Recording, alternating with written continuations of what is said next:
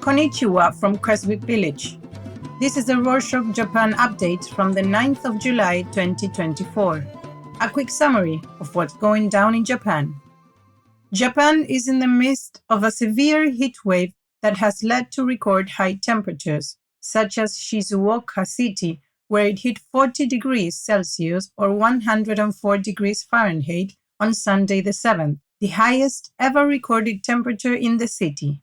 The Meteorological Agency and the Environment Ministry issued heatstroke alerts for 24 prefectures from the Kanto region in Japan to Okinawa in the south. They encourage people to use air conditioners and to stay hydrated even if they aren't feeling thirsty. Officials also said to keep an eye on elderly relatives and children, since they are the most sensitive to the heat. Many elderly people across the country died of heat stroke, including one 96-year-old man in Bungo Ono City, Oita Prefecture, in southern Japan, whose family found him collapsed in his yard. In political news, Yuriko Koike won her third term as Tokyo's governor during the election on Sunday the 7th.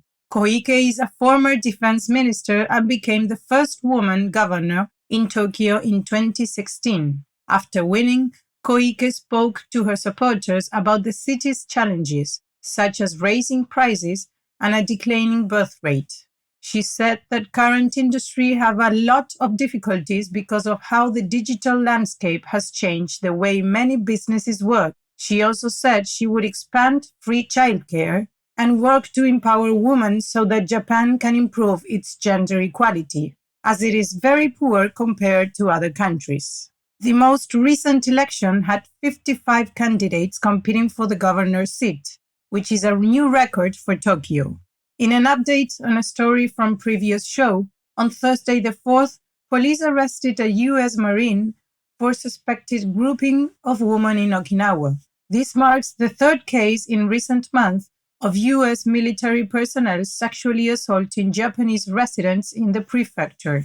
Many criticized police and the U.S. military for not immediately telling Okinawa officials about the incident and instead only telling the central government. So, Yoshimasa Hayashi, the chief cabinet secretary, said that central and local governments would start using a more efficient information sharing system. Deni Tamaki, Okinawa's governor, said he was happy about the changes, even though they should have been put into place much earlier. Rahm Emanuel, U.S. ambassador to Japan, said Washington would propose new steps to improve military conduct by the end of the month. Speaking of sexual violence, a recent survey found that 10% of young people aged from 16 to 29 have been groped or sexually assaulted in public. However, 80% of victims don't report the crime to the police. The survey found that assaults mostly happened between 6 a.m. and 9 a.m., with 63% taking place on trains. Most people say they didn't report the attacks because they just didn't want to rock the boat, risk their attacker retaliating, or didn't think it was report-worthy. Many just wanted to get back to their normal lives. In international news, leaders of the North Atlantic Treaty Organization, or NATO, and Indo-Pacific partners, including Japan, South Korea, Australia, and New Zealand, will attend a summit meeting in the US on Thursday the 11th. At the summit, they will talk about issues like cyber attacks, disinformation, and new technologies like AI. Fumio Kishida, the Japanese Prime Minister, will attend and likely try to strengthen ties with NATO to promote peace and stability in Asia. He believes that Europe and Asia need to cooperate, especially considering how closely Russia and China are working together. After the summit, Kishida will go to Germany to meet Olaf Scholz, the German Chancellor. He plans to talk about creating supply chains for key minerals so that Japan doesn't have to rely on China for all its resource trading. Meanwhile, the Defense Ministry found out that quite a few Maritime Self-Defense Force or MSDF members have been handling confidential information that they don't have security clearance for. The information includes secrets that are important to national defense, diplomacy, and security. The issue started in April when the ministry found out that an MSDF destroyer captain had assigned members who hadn't been given proper security clearance to jobs where they would need to handle confidential information. The ministry suspended the captain, but when they investigated, they found that over 10 other ships out of the 60 in the MSDF had similar practices. Once the investigation is done, the ministry will likely punish all the senior MSDF officials involved. After all this came out, Ryo Sakai, the MSDF chief of staff, said he plans to resign. That's not the MSDF only issue. NHK, a national broadcast network, recently found out that some MSDF members have been fraudulently getting money reserved for diving training and duty.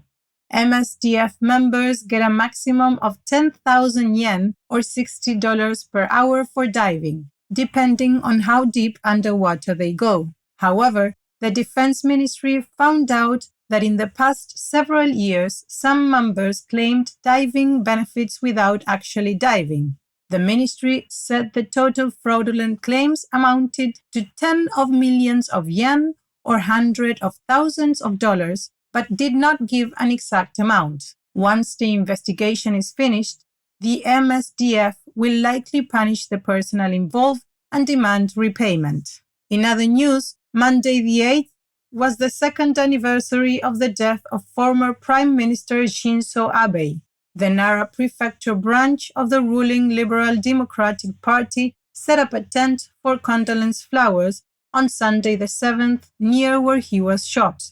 Abe had been giving a campaign speech at the time. Police arrested Tetsuya Yamagami, the man who shot him, for homicide and illegal possession of weapons, among other charges. They have mostly finished sorting through the evidence, but since the lawyers in charge of the case have not yet finished discussing technical legal details, the trial will probably be held in 2025 or later. Next up, some businesses updates.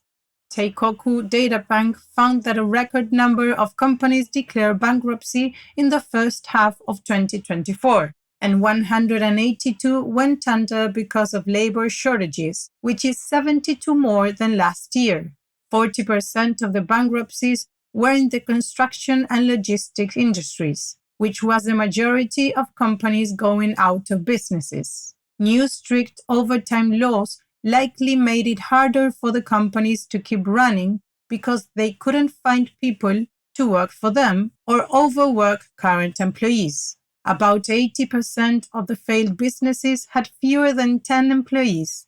To attract workers, more companies are offering higher pay. That higher pay isn't just for new employees either. Many companies gave workers a pay increase in May, but because of inflation, real wages, which are adjusted according to inflation, fell for the 26th month in a row, the longest period of decline since 1991.